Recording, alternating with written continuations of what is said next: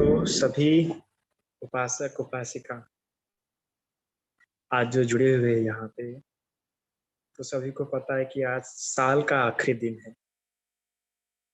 देखा जाए तो ऐसा कुछ खास तो नहीं है। रोज जो दिन आते हैं उसी तरह आज का भी दिन आया है। ऐसा तो नहीं है कि आज के दिन सूरज पश्चिम दक्षिण या किसी और दिशा से निकल आया हो, और ऐसा भी नहीं है कि आज का दिन बहुत लंबा होने वाला है या आज की रात बहुत छोटी होने वाली है। आखिरी दिन है, इसलिए ऐसा कुछ भी नहीं है। मतलब नैसर्गिक रूप में आज कुछ भिन्न नहीं है। जो नैसर्गिक तत्व होते हैं या जो नैसर्गिक जो क्रिया, जो नेचुरल लॉस हम कहते हैं, ऋतु नियम बुद्धिज्म के हिसाब से, उसके हिसाब से विशेष रूप नहीं है। और आज का आखिरी दिन है तो यह बौद्ध संस्कृति के हिसाब से आज साल का आखिरी दिन नहीं है। ये बात समझ जाइए आप। यह क्रिश्चियन संस्कृति के अनुसार, ईसाई युग की संस्कृति के अनुसार, या हम वेस्टर्न वर्ल्ड के हिसाब से, पाश्चात्य जगत के हिसाब से आज का साल का आखिरी का दिन हम मानते आ रहे हैं। पर मैं ध्यान दीजिए कि मैं सिर्फ इतना कह रहा हूं कि ऋतु नियम के अनुसार, यानी नेचुरल लॉस के हिसाब से आज का दिन कुछ विशेष नहीं है। बस सोशली साइकोलॉजिकल या फिर सामाजिक रूप में देखिए, या कलेक्टिव कॉन्शियस के रूप में अगर हम देखें तो आज का दिन विशेष है। आज का दिन हम सभी की चेतनाओं में विशेष स्थान रखता है। और जिस प्रकार से हम लोग जानते हैं कि चेतना ही कर्म बनाती है ना, और चेतना के आधार पर, और चेतना के आधार पर कर्म का प्रभाव, कि कर्म किस तरीके से एक कर्म का प्रभाव बढ़ जाता है, कि चेतना जो जिस प्रकार का स्तर रखती है उस प्रकार का क्या होगा, आज कर्म, व्यक्ति का कर्म बनता है। तो कहीं ना कहीं कलेक्टिव कॉन्शियसली, साइकोलॉजिकली और सोशली हम देखते हैं कि आज का दिन हमारे लिए विशेष है। किसी ना किसी रूप में, फिजिकली तो नहीं बट मेंटली हम लोग इस दिन को स्पेशल फील करते हैं बाय सोशल इंटरेक्शंस, है ना, and by day dreaming. Okay, इस प्रकार से हम इस दिन को विशेष रूप से अनुभव भी करते हैं। याद रखिएगा, अनुभव करते हैं। और इस दिन के रूप में हम जो भी कर्म बनते हैं, जो भी हम कर्म करते हैं, कहीं ना कहीं, क्योंकि कर्म एक संस्कार होता है, अविद्या पश्चात संखारा, संखारा पश्चात विज्ञान, और संस्कारों के द्वारा ही हमारा जो कॉन्शियसनेस, जो विज्ञान है, वो उत्पन्न हो रहा है ना। तो और ये संस्कार हम जानते हैं कि कर्म के लिए कितना प्रभाव रखते हैं और अनंत बनने के लिए भी कितनी बाधाएं बनती है संस्कार। तो कहीं ना कहीं हमारी चेतना एक आज के दिन एक अलग स्तर के होने के कारण, एक अलग स्तर के रूप में अनुभव हम करते हैं आज का दिन। तो उसके कारण जो चेतनाओं का जो प्रभाव होता है, जो हमारे कर्म जो हम दिन भर में करते हैं, किसी से मिलना, किसी से बात करना, किसी को विश करना, किसी के प्रति अपेक्षा रखना, कुछ कुछ लोग होते हैं जो अपने अतीत कर्मों को भी याद करते हैं, पूरे साल को याद करते हैं। तो कहीं ना कहीं मानसिक रूप से, चित्त, चैतसिक, इसके आधार स्थल पर यह दिन और आपके भावी आने वाले समय के कर्म और विपाक के स्तर पर यह दिन विशेष है। इसलिए हमने विचार करना चाहिए कि आज का और आने वाला कल, मतलब कल का दिन हमें किस प्रकार से व्यतीत करना है। तो एक धार्मिक व्यक्ति ने यह उसके मन में जानना चाहिए कि अगर हमें धर्म का पालन करना या धर्मानुसार ये जीवन आज का और कल का दिन व्यतीत करना है, तो हमने क्या करना चाहिए। एक ध्यानी इंसान ने, या एक जो अपने कर्मों को अच्छा और बढ़ाना चाहता है, उसने क्या करना चाहिए। तो इसी रूप में मुझे लगा कि कहीं ना कहीं आज ये विषय बहुत ही महत्वपूर्ण है। पत्तीदान, पत्तानुमोदन और पुण्यानुमोदन, क्योंकि ये शब्दों के अर्थ भी हमें पता नहीं, और इन शब्दों के अर्थ हम जो थोड़े कुछ लोग जानते हैं, वो विकृत रूप में जानते हैं, इन अर्थों को मिक्स्ड कर चुके हैं, है ना। और कहाँ पे किस प्रकार से उस क्रिया को करना चाहिए, उस कर्म को करना चाहिए, यह भी सब हम भूल चुके हैं, जो कि बहुत ही महत्वपूर्ण स्थान रखता है। क्योंकि जिसमें से जो दो कर्म है, पत्तीदान और पत्तानुमोदन, ये दो कर्म तो 10 पुण्य कर्मवत्तों में आते हैं, 10 प्रकार कर्मों में आते हैं। इस प्रकार कहा गया ना, दया वचा, दिट्ठि कर्म जो धम्म देशना, इस प्रकार जो 10 कर्म है, दान, शील, ये जो 10 कर्म है, ये 10 कर्म में से 2 कर्म ही है, और ये 10 कर्मवत्तु ही हमारे बुद्ध शासन में हमें कर्मरत रखते हैं, हमें आगे की ओर अग्रसर करे। तो ये 2 अंग भी हमें अच्छे रूप से जानना चाहिए अगर आपको निर्वाण या बुद्ध शासन में प्रगति करनी है। इसलिए आज का विषय हमने लिया है पत्तिदान, पत्तानुमोदन और पुण्यानुमोदन। अभी मैं पहले ही बता चुका हूं कि आज का दिन विशेष है, आपके मानसिक धरातल के आधार पर, चित्त चैतसिक के आधार पर आज का दिन विशेष है, क्योंकि संस्कार उसी प्रकार से बनेंगे, उनकी जो जड़ें हैं उसी प्रकार से बनेंगे। क्योंकि आज के दिन कई सारे लोग अपने पूरे साल को याद कर सकते हैं, अपने कर्मों को याद कर सकते हैं। कल के दिन कई सारे लोग संकल्प करेंगे,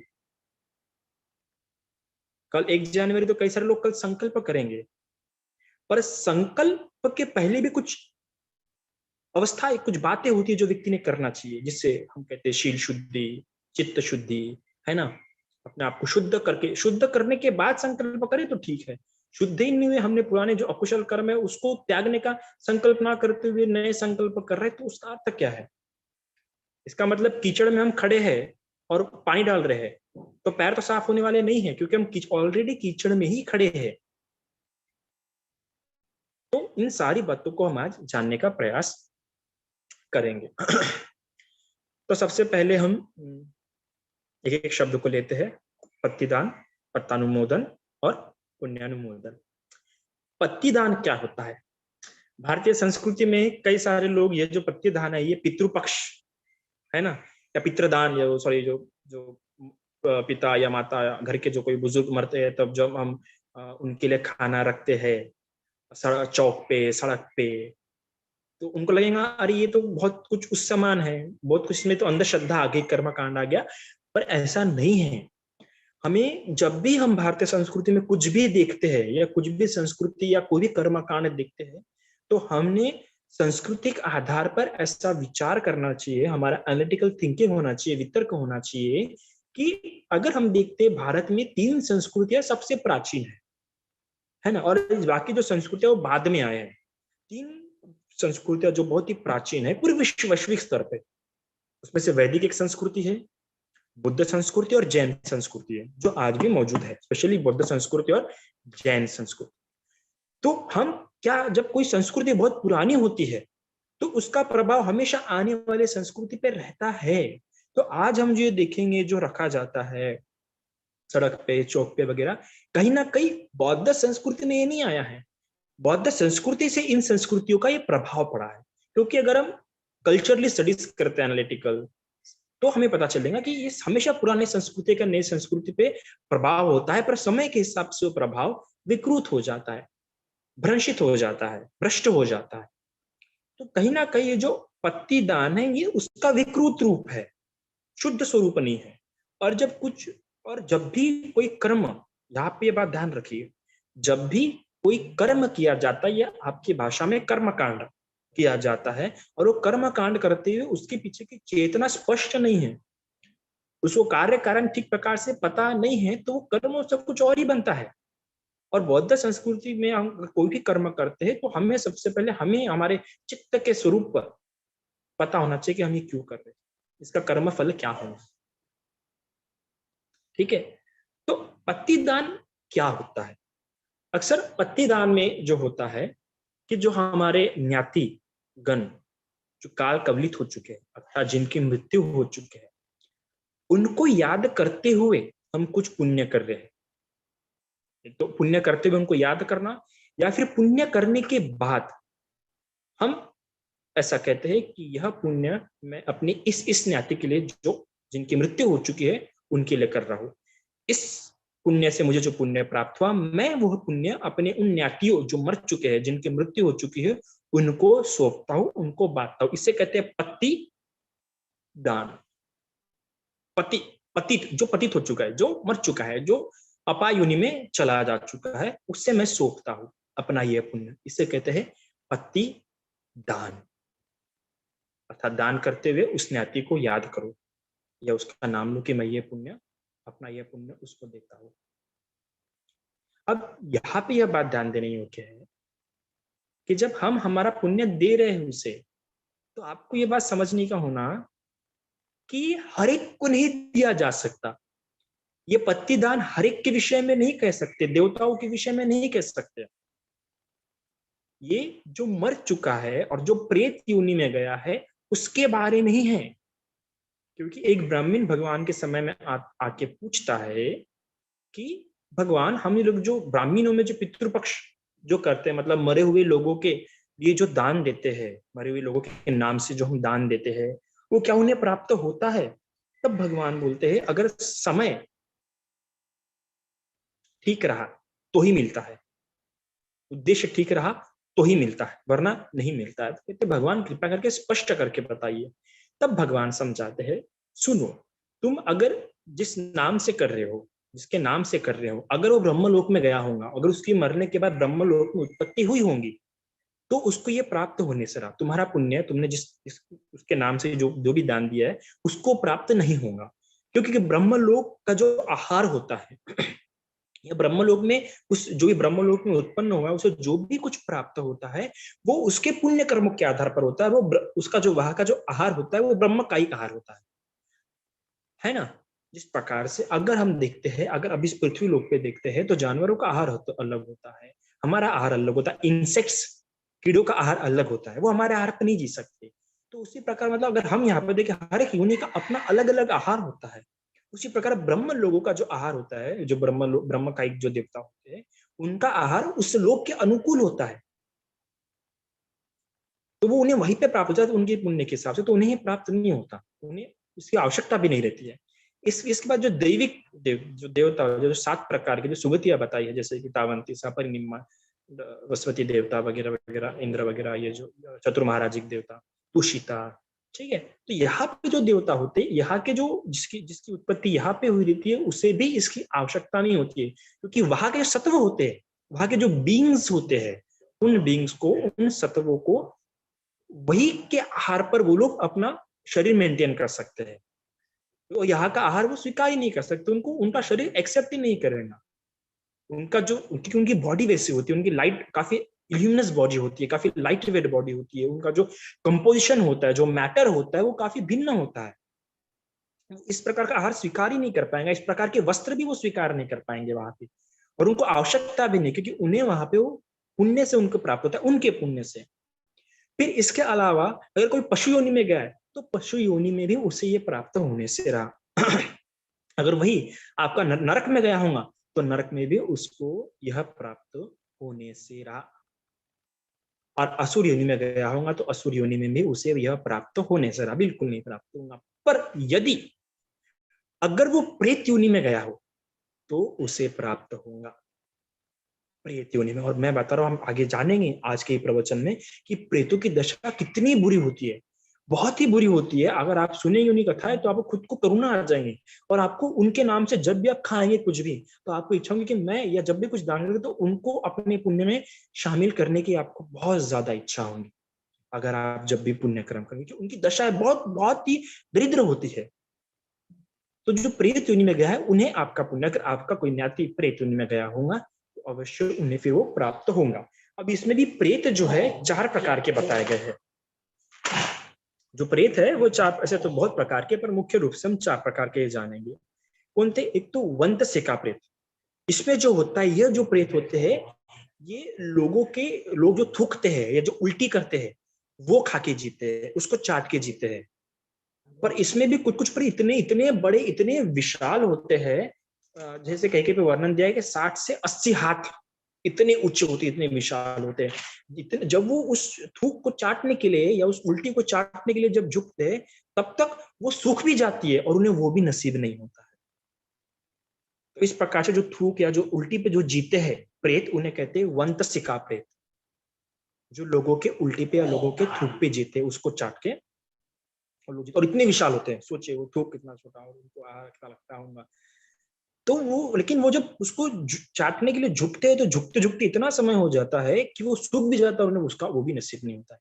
तो ये एक तरह का प्रेत होता है। दूसरा क्या प्रेत? खुप्पी पसीनो। यह जो प्रेत होता है, यह, इसको कितना भी आहार मिले, कितना भी खाना मिले, पर इसका कभी संतुष्ट होता ही नहीं, उसकी भूख मिटती ही नहीं, और इसके कारण वो हमेशा व्याकुल रहता है, हमेशा परेशान रहता है।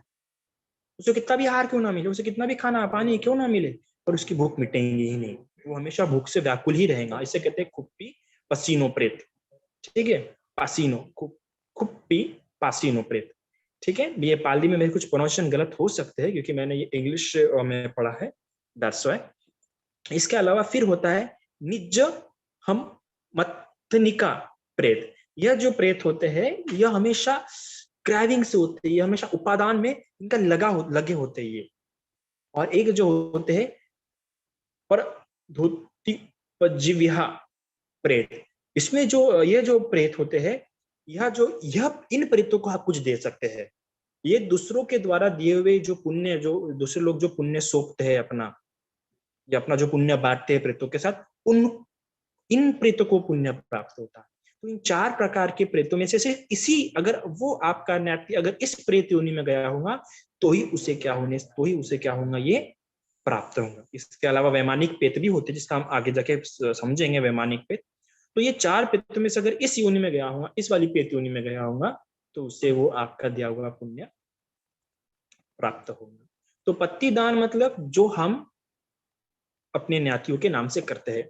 फिर वो ब्राह्मण भगवान को पूछता है, भगवान चलिए ठीक है, समझ जाइए, मैंने जिस व्यक्ति के नाम से, जो मेरा मरा हुआ, जो जिस न्याति की मृत्यु हो चुकी है, मैंने उसके नाम से पुण्य किया, और वो न्याति प्रेतुनी में गया ही नहीं है, तो फिर क्या होगा? तब भगवान कहते हैं कि आपके किसी अन्य न्याति, किसी अन्य जन्म के न्याति को या उस जन्म के न्याति को वो पुण्य मिल जाएगा। फिर भगवान को सवाल पूछता है, चलिए भगवान, अगर मेरा कोई न्याति गया ही नहीं होगा प्रेतयुनि में, तो फिर भगवान कहते हैं ऐसा हो ही नहीं सकता। सोचिए, तुम्हारा किसी ना किसी जन्म का कोई ना कोई न्याति प्रेत योनि में होगा, उस योनि में होगा ही होगा। सोचिए, भगवान कह रहे हैं। तो इसलिए हमने वो करना चाहिए। थाईलैंड में अगर आप देखते हैं या श्रीलंका में देखते हैं, तो आज भी बुद्ध की मूर्ति के सामने में जब खाना बनता है, तो खाना खुद खाने के पहले एक छोटी सी प्लेट में थोड़ा थोड़ा खाना निकालते हैं और बुद्ध के आगे रखते हैं, और एक ग्लास में पानी रखते हैं। तो ये बुद्ध नहीं खाते, बल्कि ये उन अपने जो न्याति गुजर चुके हैं उनके नाम से वो लोग वो रखते हैं। और मराठी या हिंदी में जिस भाषा में आपको बोलना है उस भाषा में बोलिए कि मेरे जो भी न्याति मर चुके हैं उनके नाम से, है ना।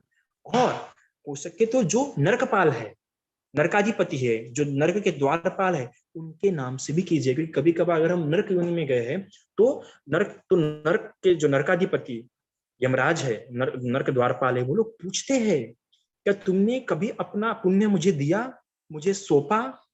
अगर होगा तो आपके बचने के बाद चांसेस है, रह सकते हैं। इसलिए जब पुण्य कर्म करते हैं या जो खाना खाते, तो खाना खाने के पहले वो खाना निकालो और दो उनके नाम से रखो कि यह नरकपाल, द्वारपाल, नरकाधिपति, यमराज, उनके लिए भी है, तो पुण्य उनमें भी बांटिए।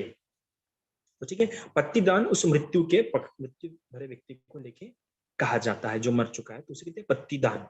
ठीक है, फिर पत्तानुमोदन। पत्तानुमोदन क्या है?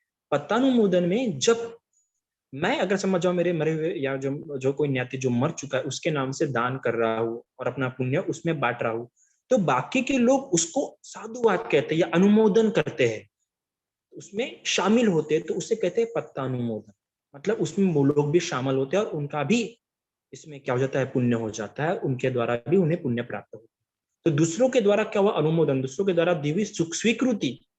और साधुवाद इसे कहते हैं पत्तानुमोदन, मतलब दूसरे व्यक्ति के द्वारा आपने पुण्य किए और आपने अपना पुण्य बांटा प्रेतों में, ठीक है, और उस क्रिया को बाकी लोगों ने क्या किया? अनुमोदित किया, स्वीकार किया, अरे बहुत अच्छा साधु, आपने बहुत ही अच्छा किया, उसे कहते हैं पत्तानुमोदन। पर आपने पुण्य किया, पर पुण्य प्रेतों में नहीं बांटा, और फिर भी लोगों ने साधुवाद दिया, तो उसे सिर्फ अनुमोदन कहेंगे, पत्तानुमोदन नहीं करेंगे। जब दायक अपना पुण्य प्रेतों में बांटता है और तब उस क्रिया को साधुवाद करें, तब उसे पत्तानुमोदन, नहीं तो वो सिर्फ अनुमोदन होगा। मतलब हम स्वीकृति देते हैं अपने तरफ से, बहुत ही अच्छा काम किया आपने। ठीक है, ये हो गया पत्तानुमोदन। फिर एक होता है पुण्यानुमोदन। पुण्यानुमोदन क्या होता है कि जब आप अपना दान किसी को दे रहे हैं, जब आप किसी व्यक्ति को, किसी भिक्षु को, किसी प्रेत को, यमराज को या किसी व्यक्ति को आप अपना दान दे रहे हैं, और वो व्यक्ति उस दान का अनुमोदन कर रहा है, उसे स्वीकार कर रहा है, उसे साधुवाद दे रहा है, आपके दान में आनंदित हो रहा है वो व्यक्ति जो आपने उसे दान दिया, तो उससे कहते हैं पुण्यानुमोदन।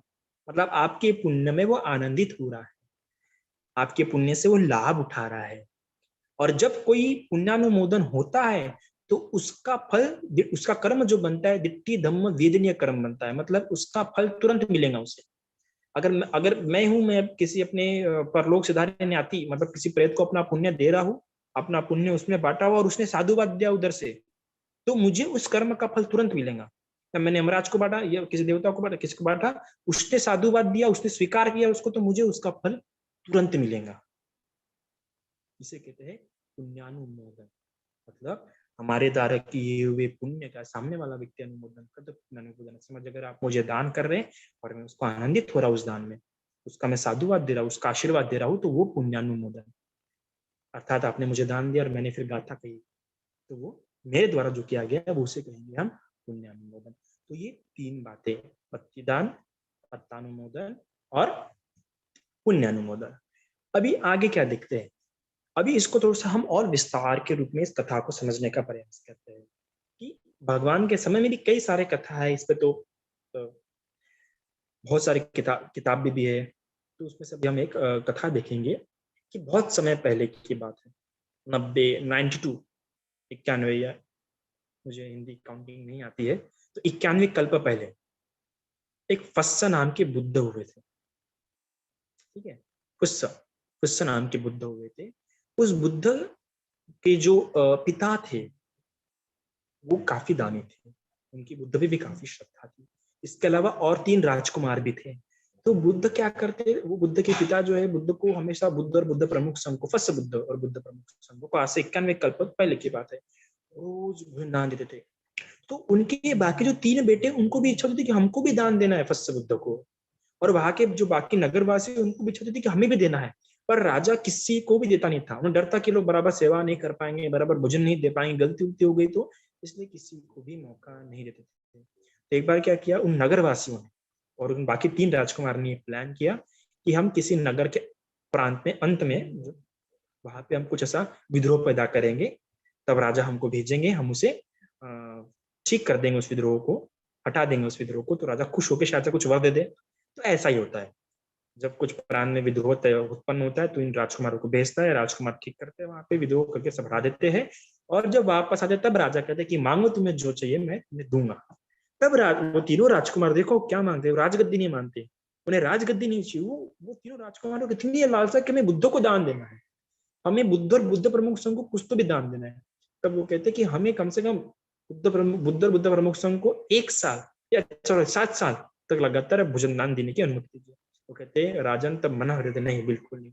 फिर वो कहते हैं कि 6 साल नहीं, 5 साल, 4 साल, 3 साल, वो भी नहीं, 1 साल नहीं, 6 महीने नहीं, 3 महीने, तो 3 महीने पे चलो बोलते ठीक है, 3 महीने तुम लोग बुद्ध और बुद्ध प्रमुख संघ को दो। तो तीनों राजकुमार उस काम में लग जाते हैं भगवान बुद्ध को। तो उसके लिए सामग्री लाते हैं, मतलब राशन पानी वगैरह सब लाते हैं, और उसके लिए तैनात कर देते हैं एक व्यक्ति को। वो व्यक्ति अपने परिवार के और कई सारे न्यातियों को भी तैनात करता है, क्योंकि उस समय बहुत हजार हजार 10-10 हजार का भिक्षु संग्रह था। तो उस सब की तैयारी, राशन, तो लोगों को तैनात कर दिए। तो वो जो प्रधान है जिसको तैनात करने के लिए रखे थे, वो और उसके नाती क्या करते थे, उसमें से पहले कुछ राशन निकाल कर देंगे अपने घर के लिए, इवन खाना बनने का पहले खा लेंगे, उनके बच्चे पहले खा लेंगे, बुद्ध को परोसने के पहले बुद्ध प्रमुख संघ को, तो एक प्रकार से चोरी हो गई। तो उस कर्म के प्रताप से वो राजकुमार तो सुगति में गए, लेकिन वो लोग जो, जिन लोगों ने चोरी की, पहले खाना बुद्ध को परोसने के पहले ही खा लेना, उठा परोसना बुद्ध को, या राशन पहले चुरा के रखना था थोड़ा, तो इस कर्म के प्रताप से वो लोग गए प्रेत योनि में। प्रेत योनि में ऐसे बीतते बीतते कितने कल्प हो गए। कल्प होने के बाद फिर कश्यप बुद्ध उत्पन्न हो गए। फिर कश्यप बुद्ध के समय में फिर वो लोग कश्यप बुद्ध के पास गया, कश्यप बुद्ध को पूछे, भगवान हमारी कब यहाँ से होंगी? वो कहते तुम्हारी अभी भी नहीं होने से रही, आने वाले समय में जब गौतम बुद्ध आएंगे, गौतम बुद्ध के समय में राजा बिंबिसार, ये तुम्हारा ही न्याती है, वो राजकुमार था, ये तुम्हारा ही न्याती है, ये जब दान करेगा, और वो दान जब तुम, उसका पुण्य जब तुम में बांटेगा, तब तुम्हारी यहाँ से क्या होगी, मुक्ति होगी। तब फिर बीतते बीतते से 91 कल्प बीत जाते हैं, और तथागत गौतम बुद्ध का समय आता है। और गौतम बुद्ध का समय आने के बाद, राजा बिंबिसार उनको भोजन दान देता है, और भोजन दान देने के बाद तब उन सभी प्रेतों को याद आता है कि अरे राजा बिंबिसार दान दे रहा है, अब वो दान हम में बांटेगा। अब वो दान, वो पुण्य हम में बांटेंगे और हम यहाँ से हमें मुक्ति प्राप्त होगी, ऐसा सोचते हैं। पर राजा बिंबिसार पुण्य तो करता है, पर वो भोजनान्न तो देता है, पर वो भोजनान्न का पुण्य अपने न्यातियों में नहीं बांटता है, क्योंकि उसके मन में ये चलता था, मैंने बुद्ध को तो बुला लिया, पर बुद्ध भी रहेंगे कहाँ पे, कुछ व्यवस्था करनी होगी, ये सोच सोच के अपने महल वापस जाता है, वहां पे सोता है। तो रात भर में जो जो सारे प्रेत है उसके महल के इर्द गिर्द इकट्ठा हो जाते हैं और जोर जोर से रोना शुरू कर देते हैं, विलाप करते, तेरा इसने नहीं किया। इससे क्या, राजा बिंबिसार को आवाज आती है एकदम भयानक भयानक भयानक, वो रात भर सो नहीं पाता, डर जाता है। उस दिन बुद्ध के पास जाता है और बुद्ध को कहता है कि भगवान क्या हुआ, रात भर मुझे ऐसे इतना अच्छा कर्म करने के बाद भी मेरे साथ ऐसा हो गया, तो क्या हो, क्यों ऐसा हुआ। तब कहते हैं राजा बिंबिसार डरो मत, तुम्हें हानि इससे कुछ भी नहीं होगी, कि प्रेत लोग आपको कुछ हानि नहीं कर सकते। कि ये होता है कि प्रेत उतने ताकतवर नहीं होते कि किसी को हानि पहुंचा सके, पर हाँ उनकी जो ब्रेथ होती है वो काफी क्या होती है, पॉइजनस होती है। उस ब्रेथ के कारण क्या होता है, कुछ कुछ लोग बीमार पड़ सकते हैं, इसके अलावा और ज्यादा कुछ नहीं हो सकता प्रेतों से। तो ऐसा कहते हैं, तो कहते हैं ये तेरे ही ज्ञाति है, उस जन्म के, तो तू अभी जो पुण्य कर्म करेगा वो पुण्य उनमें बांटना। तो फिर राजा जब वेणुवन दान करता है और भोजनान दान करता है, तब फिर वो पुण्य उसमें बांटता है। तो फिर तब बुद्ध अपने रिद्धि बल से सारे प्रेतों को सदृश्य करते हैं, सारे प्रेत दिखते हैं। जैसे इधर भोजन दान देता है बिंबिसार और उसका पुण्य बांटता है उनमें, तो सारे प्रेत जो बहुत ही पतले रहते हैं, जैसे जाड़े हो जाते हैं, उनकी हालत बढ़ जाती है। फिर जब कपड़े दान करता है तो उन सारे प्रेतों को देवताओं समान कपड़े प्राप्त हो जाते हैं, उनका भी रंग रूप काफी अच्छा हो जाता है। फिर जब इधर आवास दान करा तो उनको भी अच्छे कमल, बैठने के लिए कमल प्राप्त हो जाते हैं, तो ऐसा उसको दिखता है, तो उसको आनंद होता है कि मेरे पुण्य से इनको भी सुख प्राप्त हो रहा है, तो और अच्छे भरपूर से दान देता है। तो इस प्रकार से ये कथा हमें बुद्ध के समय में है। तो ये होता है भक्तिदान। और ये कैसे करते हैं, ये हम पानी छोड़ते हैं, है ना। अक्सर भारत में तो बड़ी शोकांतिक की बात है कि भारत में पानी वो कब छोड़ते हैं, मृत्यु के परित्राण के वक्त ही। अगर आप थाईलैंड और श्रीलंका में देखेंगे या बौद्ध राष्ट्र में देखोगे, तो जब भी कोई पुण्य कर्म होता है, पुण्य कर्म करने के बाद वो डायरेक्टली पानी छोड़ते हैं, हर पुण्य कर्म करने के बाद। हम सुबह सुबह 5 बजे पिंड पात जाते हैं, तो यहाँ पे जब वो लोग सुबह सुबह का भोजन दान करते हैं, तो भोजन दान करने के बाद उनके पास में वो एक कलश होता है पानी का और एक कटोरा होता है, जैसे कि मैंने अपने फोटो में लगाया भी है, आप देखोगे टेम्पलेट में। वो कटोरा, वो एक छोटा कटोरा होता है, एक बॉटल होती है पानी की, वो दान देने के बाद तुरंत वो पानी छोड़ते हैं। अगर आपको एक ऐसे, अगर आप नेट पे सर्च करेंगे तो आपको एक पेंटिंग भी मिलेगी, जिसमें एक महिला ऐसी अपने बाल पकड़ के है, बुद्ध उधर संबोधि जब प्राप्त करते हैं, संबोधि प्राप्त करने के पहले जब मार आता है और मार कहता है कि तेरे पुण्य का साक्षी कौन है, तब वो स्त्री, तब भगवान कहते हैं भूमि पे हाथ रखते हुए कि ये पृथ्वी मेरी साक्षी है। तब वो पृथ्वी एक स्त्री के रूप में प्रकट होती है और अपने बाल ऐसे निचोड़ती है, और जब निचोड़ती तो उससे इतना पानी निकलता है कि पूरी बाढ़ आ जाती है, और वो सारे मार और मार की सेना उसमें बह जाती है।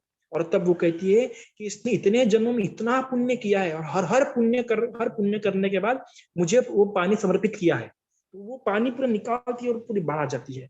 वो जो लेडी दिखाते, वो जो महिला दिखाते हैं ऐसी बाल दिखाते हुए और मुंह निचोड़ते हुए और सब आगे बाढ़ दिखाते हैं, तो उसका प्रतीक है वो पृथ्वी रहती है जो प्रकट होती है स्त्री के रूप में, बताती है और सब बाल निचोड़ के बताती है कि मुझे इस इतने जन्मों में इतने बार पानी छोड़ा है कि आज पूरा समुद्र बन जाए, इतना उसने पुण्य कर्म किया है। तो इसलिए हम वो पानी ऐसा छोड़ते हैं। और वो भारत में तो सिर्फ अपना मृत्यु के दिन ही किया जाता है, पर यहाँ पे जब जब वो लोग कोई पुण्य कर्म करते हैं, चाहे चीवक दान हो, भोजन दान हो या कुछ भी दान हो, वो तब ये लोग ऐसा पानी छोड़ते हैं और अपने न्यातियों को सौंपते हैं। और वो कहते भी इदं में कोई यंग न्याति नंग हुंतु सुखिता हुंतु न्यातयो, यह पुण्य मेरे न्यातियों के सुख के लिए, सुगति के लिए ये पुण्य उनको प्राप्त हो। तो ऐसे वो लोग क्या करते हैं, पुण्य कर्म करते हैं। अभी हम थोड़ा सा इन प्रेतों के बारे में समझने की कोशिश करते हैं, और फिर ये दिन हमने कैसा व्यतीत करना चाहिए उसके बारे में। अब ये जो प्रेत है, ये प्रेत कैसे होते हैं। कहीं कहीं पे इनका वर्णन ऐसा दिया हुआ है कि इनका पेट बहुत बड़ा रहता है और मुंह बहुत छोटा रहता है। पेट बहुत बड़ा, मुंह बहुत छोटा, जैसे कि मेरे टेम्पलेट में दिखा भी होगा, मुंह बहुत छोटा रहता है। और ये जो रहता है मुंह उनका, ये सुई से ही बारीक होता है, इतना इतना होता है किसी भी एक सुई जा सके। और बाकी इनके हाथ पैर जो होते हैं लकड़ी से भी क्या होते हैं, बहुत ही पतले होते हैं हाथ पैर। पेड़ इतना बड़ा, जब तक कुपोषित हो गए, और पेड़ इतना बड़ा और मुंह छोटा, और ये भी इतना कि सिर्फ सुई जा सके। तो क्या होता है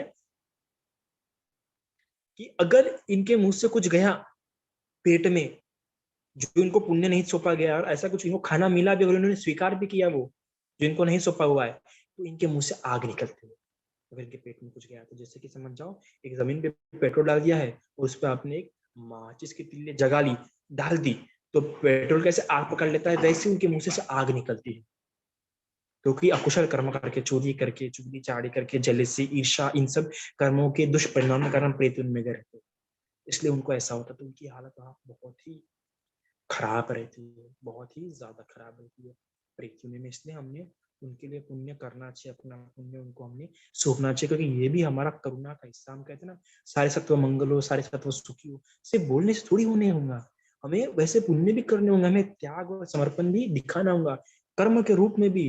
कायिक कर्म भी हमारे होने चाहिए, वाचिक कर्म और मानसिक कर्म, तीन प्रकार की विज्ञप्ति वहां पे होनी चाहिए। तो ये भी एक प्रकार का क्या होते हैं, उसमें ये होते हैं। और भी कई तरह के हम देखने के लिए हमें मिलते हैं कि किस तरह के प्रेत, तो ऐसे कई सारी कथाएं मिलती है। जैसे कि एक कथा मिलती है भगवान के समय की, तो एक बहुत ही अमीर सोन नाम का रहता है व्यापारी। वो क्या होता है, व्यापार करने के लिए उज्जैन जा रहा होता है। तो उज्जैन जाते वक्त क्या होता है, तो जो वहां से जाते हैं तो एक दिन रात हो जाते हैं, तो रात में सब सो जाते हैं। तो रात में जंगल में होता है, तो जंगल में सो जाते हैं वो लोग। तो क्या होता है कि इसको सोन को क्या होता है, आवाज आती है रोने की, एकदम डरावना डरावना आवाज आती है, तो उसको तो थोड़ा सा वहां से उठता है और थोड़ा दूर जाके सो जाता है। तो सुबह जब होती है तो बाकी जो इसके लोग होती है, बाकी सब लोग इसको छोड़ के निकल जाते हैं। और जब इसकी आंख खुलती है तो ये देखता है, अरे यहाँ तो कोई भी नहीं है, सब लोग छोड़ के चले गए मुझे। तो तुरंत सब पैक करता है, तुरंत जाता है, लगता है कि मैं तेज दौड़ूंगा, तेज जाऊंगा, तो उनको किसी रास्ते में नीचे में मुझे मिल जाएंगे वो लोग। तो इस प्रकार से वो जाता है, तेज जाता है। तेज जाने के बाद उसे रास्ते में क्या होता है, एक व्यक्ति मिलता है जो अपना ही मांस नोच नोच के खा रहा होता है। अक्सर तो प्रेत दिखते नहीं है, सबसे पहली बात नॉर्मल इंसान को, कभी कभार ऐसे गलती से दिख गए तो दिख गए, पर नॉर्मली कोई भी प्रेत हमको नहीं दिखते। इनको देखने के लिए दिव्य चक्षु चाहिए रहते, और भगवान के समय मोगल को दिव्य चक्षु थी, इसलिए मोगल ने कई सारे प्रेतों को देखा है, और कई सारे उन्हें कथाएं भी त्रिपिटक में दिखती है। वैसे कभी कभार ये गलती से दिख जाता है कुछ प्रेत। तो ये सोन को दिख गया, फिर ये पूछता है कि तुम अपना ही मांस नोच के क्यों खा रहे हो, और वो काफी क्रूर दिखा, काफी हड्डी ना, उसके शरीर पे ज्यादा मांस भी नहीं है, पूरा पतला है, पूरा काला काला, ऐसे एकदम एकदम खतरनाक। बीच बीच में साउंड कम हो रहा है, स्पष्ट नहीं आ रही आवाज सभी को? नहीं, ठीक है, ठीक है। ठीक है ना? तो वो जो सोन है, वो सोन को ये दिख जाता है, जो अपना ही मांस नोच नोच के खा रहा होता है। तब वो पूछता है कि किस किस कर्म के कारण की है जो तुम अपना ही मांस नोच के खा रहे हो। तब वो कहता है सोन कि आज से अपने पूर्व जन्म में बरुकच्छ नाम के शहर में, इसी शहर में, बरुकच्छ नाम के शहर में मैं एक प्रॉपर्टी डीलर था, प्रॉपर्टी डीलर। तो मैं क्या करता था, लोगों ठगता था, उसमें ठगता था या ज्यादा पैसे लूंगा। तो उस कर्म के प्रताप से मैं इस योनि में आया, ठग के पैसे लूंगा। और इसके अलावा एक बार ऐसे कुछ शमन ब्राह्मण, कुछ भिक्षु लोग मेरे दरवाजे पे भिक्षाटन करते हुए आए थे। तो तब मैंने उनको कहा था, जाओ ना अपना ही मांस नोचे खाओ तुम। तो उस वाणी के एक दुष्कर्म के प्रभाव से मैं आज अपना ही मांस नोच नोच के खा रहा हूँ। आप सोचिए, हमें थोड़ा सा गर्म तवा अगर टच हो जाए तो इतना तलमला जाते हैं, थोड़ा सा कट जाए तो इतना होता है। इंसान अपना ही मांस नोच नोच के खा रहा है, अपना ही मांस क्या हो रहा है, वो नोच नोच के खा रहा है, उसे कितना दर्द हो रहा होगा। तो ये किस प्रकार के प्रेत में आते हैं, ये खुप्पी पासिनो, इस तरह के ये प्रेत होते हैं। इसके अलावा जब वो और थोड़ा सा फिर और आगे जाता है दौड़ दौड़ते, तो उसे दिखते दो यंग लड़के, दो युवा दिखते हैं उससे, और वो युवाओं के मुंह से ऐसा एकदम काला खून निकल रहा होता है, दिखता है ऐसा काला खून, पूरा एकदम काला काला गंदा खून निकलता हुआ दिखता है। और वो लोग भी काफी ऐसे घिनौने दिखते हैं, उनका पूरा मांस सूखा हुआ, हड्डी भड्डी पूरे ऐसा दिखता है। तो वो पूछते हैं, कैसे किस कर्म के प्रताप से तुम्हारे मुंह से सिर्फ खून ही रहता जा रहा है, वो भी गंदा काला खून।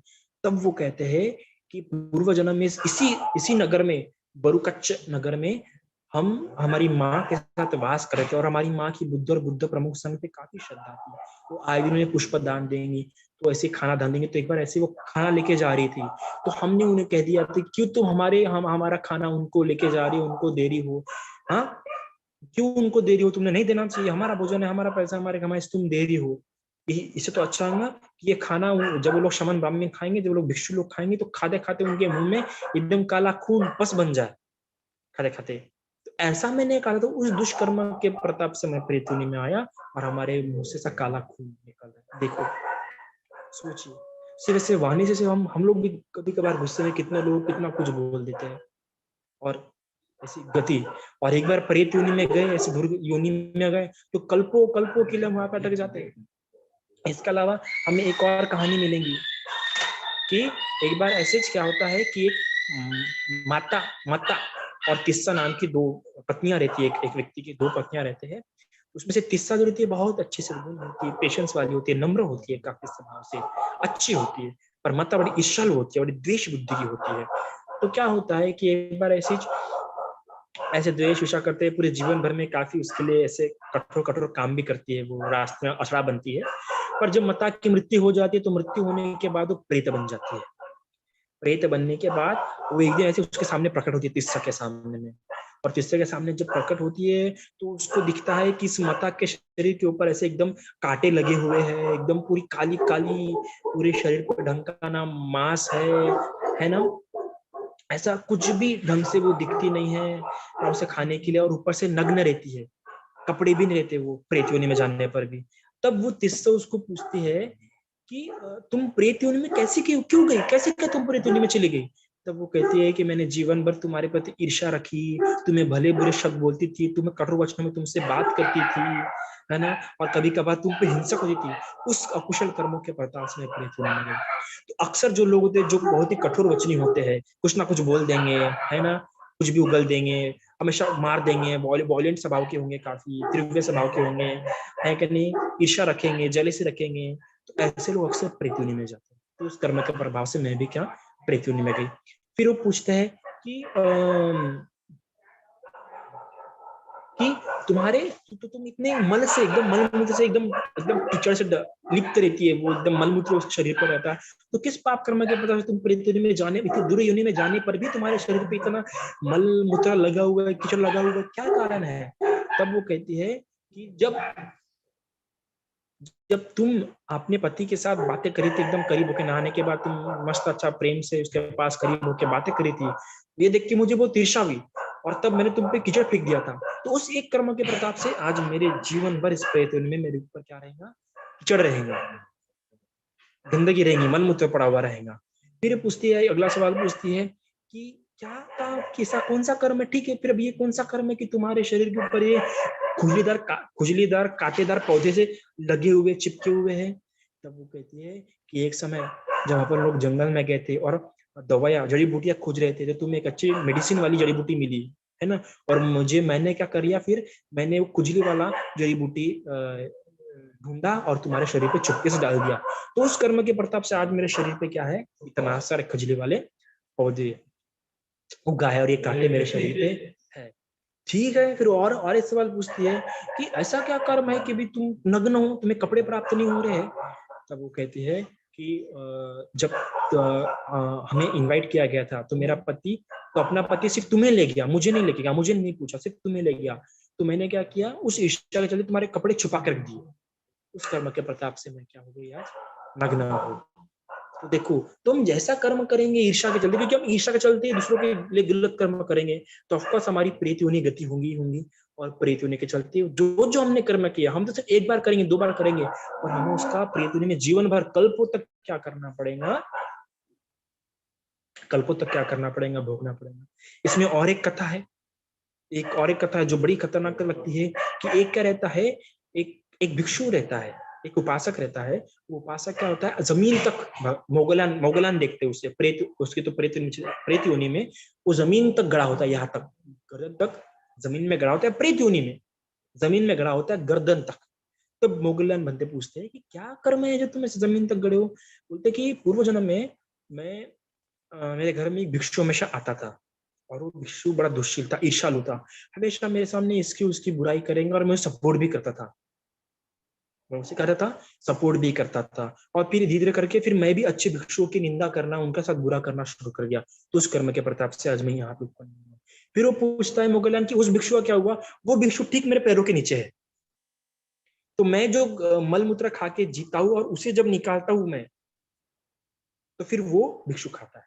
तो इसलिए मैं कह रहा हूँ, इसलिए यहाँ पे बात ध्यान रखिए कि जो भिक्षु किसी दूसरे भिक्षु की निंदा करता हूँ आपके सामने में, उस भिक्षु का सहवास बिल्कुल मत कीजिए, उस भिक्षु के साथ बिल्कुल मत रहिए। क्यों? क्योंकि आपको अच्छे भिक्षु के प्रति, क्योंकि देखो कोई बुरे से बुरा भिक्षु भी क्यों ना होगा, वो भी कुछ सत्कर्म करता है, पर जब आप उसके पीछे उसके बारे में कुछ गलत सुनते, भले ही वो सच होगा, पर जब उसके पीछे झूठ भी हो सकता है, पर अब उसके पीछे उसके बारे में कुछ सुनते, तो आपको न सिर्फ उस व्यक्ति के प्रति बल्कि संघ के प्रति भी फिर क्या बोलचाल आना धीरे धीरे करके साइकोलॉजिकली प्रोसेस होती है। तो धीरे धीरे करके क्या आपको संघ के प्रति ऐसी ईर्ष्या, ऐसा गलत विचार उत्पन्न होना शुरू हो जाता है। फिर हम भी सोचते हैं अच्छा होगा वो बुरा होगा, ऐसा हमारा साइकोलॉजिकल प्रोसेस काम करना शुरू करता है। इसलिए जब भी कोई भिक्षु अगर किसी दूसरे भिक्षु की आपके पास निंदा कर रहा है, तो कृपा करके मत सुनिए, छोड़ दीजिए और उस भिक्षु के ज्यादा सहवास मत रहिए, भले वो कैसे भी होगा। क्योंकि जब हम किसी की पीठ पीछे किसी कोई बात सुनते हैं, तो हमारे मन के संस्कार गाढ़े हो जाते हैं, उसके प्रति द्वेष और बढ़ जाता है, अनुशय के रूप में और बढ़ जाता है।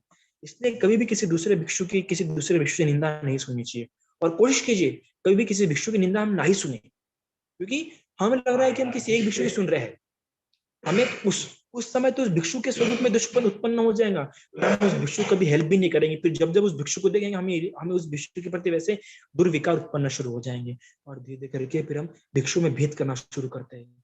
फिर धीरे करके हमारी व्यक्तिगत श्रद्धा डेवलप होती है, जो कि और हानिकारक हो जाती है। इसलिए वो जो भिक्षु किसी एक भिक्षु की निंदा आपके पास करता हूँ, दूसरे भिक्षु की, उससे ज्यादा सहवास मत कीजिए। मैं अपने शिष्यों को, जो भी मेरे शिष्य है, जो मेरे अंडर में है, मैं उन शिष्यों को साफ साफ बोलता हूँ कि देखो भिक्षु, देखो तुम सब में मत गिरो कि कौन भिक्षु क्या कर रहा है, कौन भिक्षु अच्छा कर रहा है, क्योंकि हमारी समाधि या हमारी चित्त विशुद्धि ऐसी नहीं है कि हम उसको झेल पाएंगे, समझ पाएंगे। हम तो यहाँ पे शील शुद्ध ही नहीं, जो चित्त विशुद्धि की बात करें।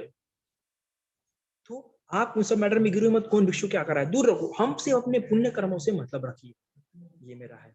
तो देखिए वो उस उपासक की इतना अच्छा, पहले जिसकी संग पे श्रद्धा थी, देखो समय के हिसाब से उसकी श्रद्धा भी कम होगी। मैंने आपको बताया ना, शीलापत्ति आचारापत्ति, जो मैंने पिछले प्रवचन में बताया है। तो देखो ऐसा होता है, इसलिए कल्याण संगति कीजिए, ठीक है। तो ये एक होता है, तो ये इस प्रकार से प्रेतों की गति होती है।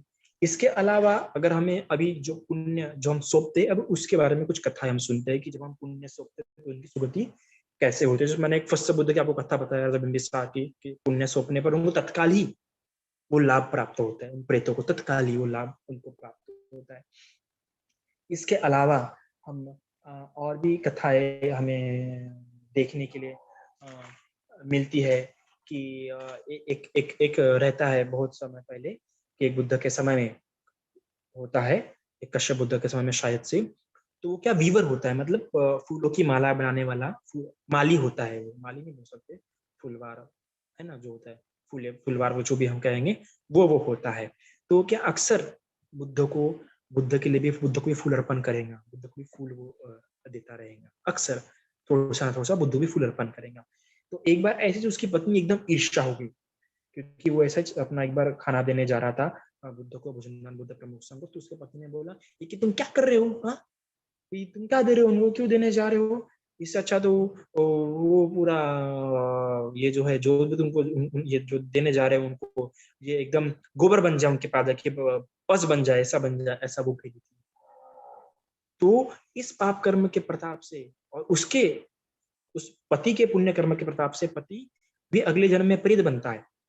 प्रेत इसलिए बनता है, पर दैविक प्रेत बनता है। प्रेत भी कुछ अच्छे प्रेत होते, कुछ बुरे प्रेत होते। वो प्रेत बनता है, पर कैसा बनता है, वृक्ष देवता के रूप में बनता है।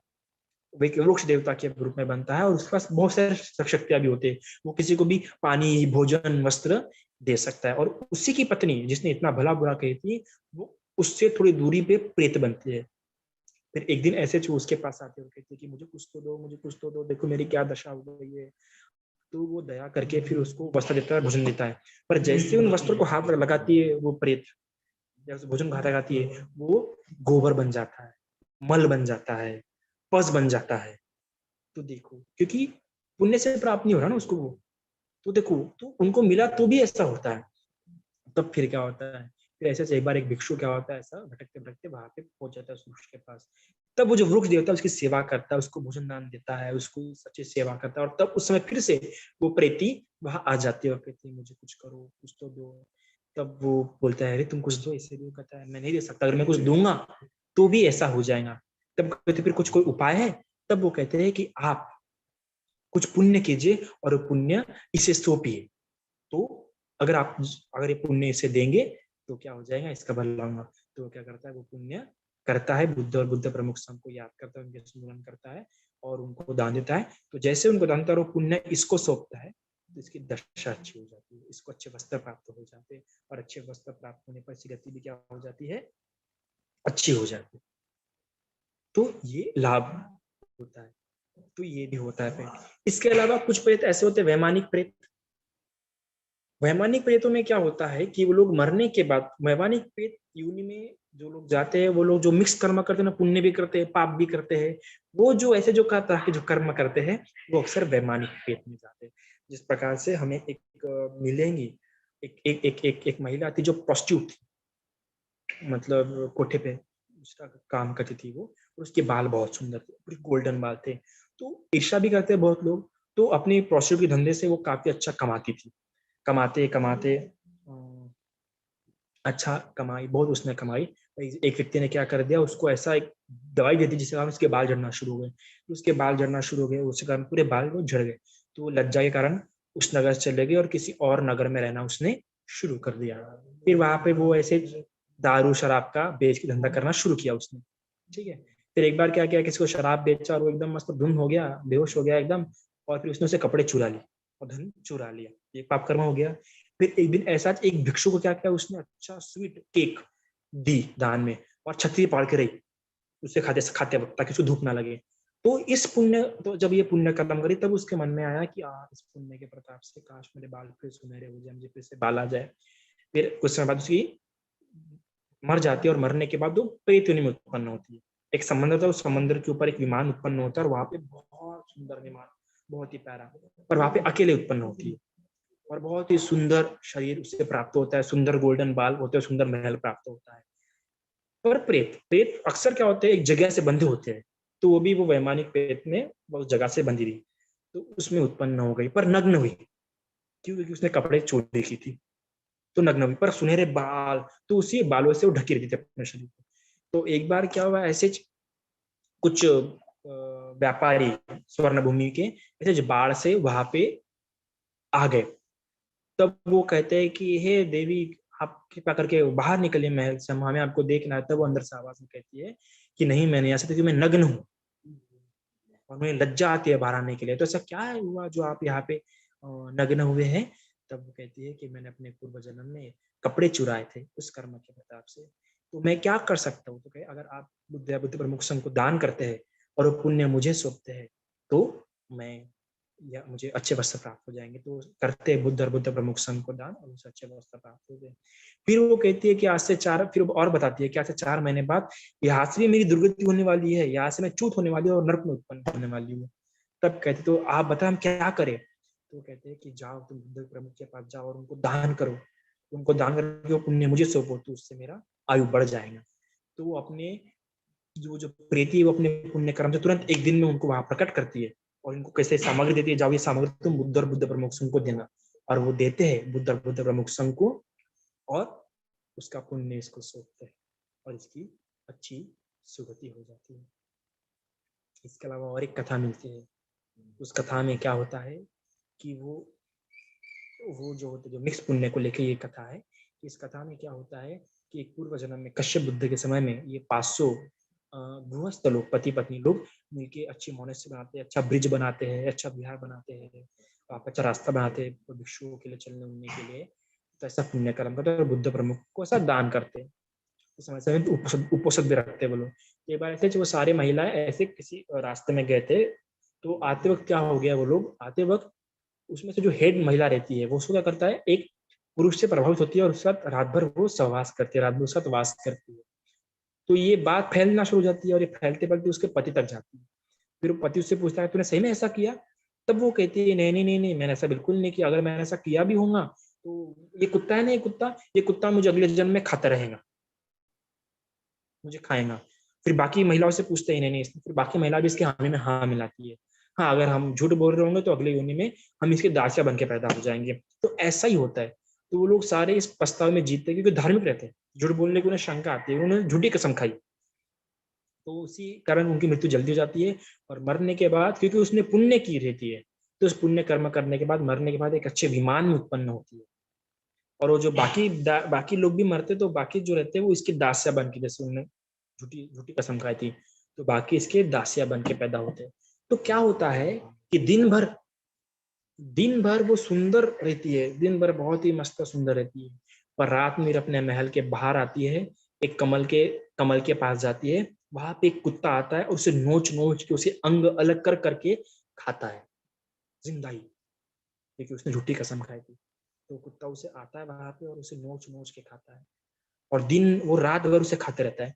फिर सुबह होते होते फिर वो पूरा कंकाल हो जाता है, ऐसा वो उसे खा लेता है। और फिर वो पानी में गिरती है और पानी से निकल के फिर सशरीर उसे सारा शरीर अच्छा हो जाता है। फिर दिन भर वैसे अच्छे शरीर साथ जीती है। फिर रात होने पर बाहर आती है, कुत्ता खाता है कंकाल तक, और फिर पानी में गिरती है। फिर सुबह एकदम जैसा, कितने तो भी 550 साल तक वैसा होता रहा। फिर एक पुरुष उसका दीवाना होता है, फिर और वो 550 साल तक तो वैसे ही वो आदमी उसे देखता रहा, दिन में ऐसा रात में ऐसा।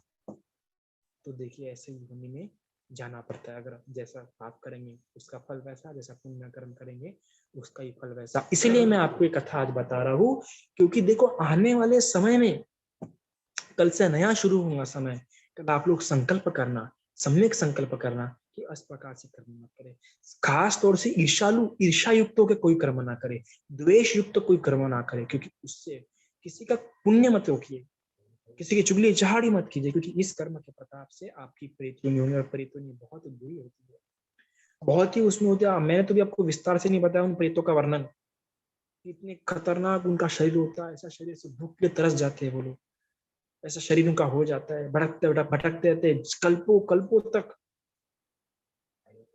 तो कोशिश कीजिए कि कल जाके आप कल से ऐसा संकल्प करें कि ऐसे पुण्य कर्म ना करें, और आज ऐसे कर्म कीजिए कि साल भर में जो भी पुण्य कर्म किए उन पुण्य कर्मों को याद कीजिए, और याद करते हुए पुण्य कर्म अपने इस प्रकार से छोड़िए कि मैं अपना सारा पुण्य कर्म, जो भी प्रेत में जो भी सत्व प्राप्त होंगे, सत्व गए होंगे, उन सभी को सौंपती हूँ।